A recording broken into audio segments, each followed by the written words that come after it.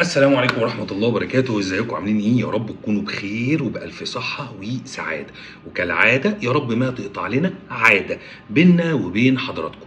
ما تنساش اللايك بتاعك الجميل وكمان الكومنت وشير الفيديو على قد ما تقدر. نفسنا نخش كل بيت في مصر ومش هنزهق ان احنا نقول الجملة دي.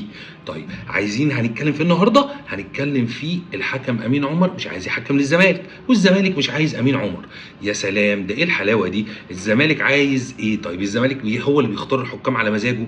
لما النادي الاهلي جه يتكلم وقال لك احنا مش عايزين ومش عايزين ومش عايزين، الدنيا قامت وما قعدتش. لما النادي الاهلي قال عايزين نسمع وفا بيقول ايه ده احنا لينا ضربه جزاء، قال لك يا عم ده ضربه جزاء، الدنيا برضو قامت وما قعدتش. وهنا اتكلم وهنا اتكلم وهنا اتكلم وقال لك النادي الاهلي ونادي الدوله. يا ترى بعد الحوار ده كله وبعد الموضوع ده كله تمام، مين هو نادي الدوله؟ اكتبوا لنا في الكومنتات وقولوا لنا فعلا مين هو نادي الدوله. عايزين نطمنكم على نادي الاهلي. امبارح طبعا طلعت صفحات كتير جدا عارفين مصدرها ايه، كتبت النادي الاهلي اتغلب من زد والكلام ده كله. النادي الاهلي كسب امبارح زد 3-1.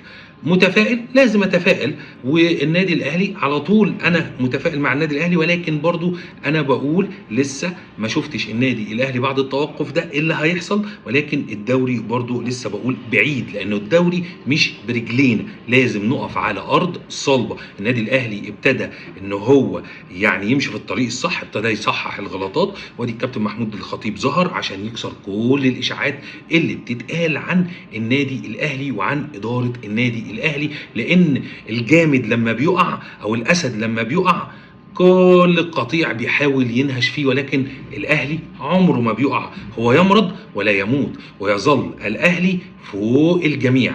وكالعاده في اخر كل فيديو بنقول سلام.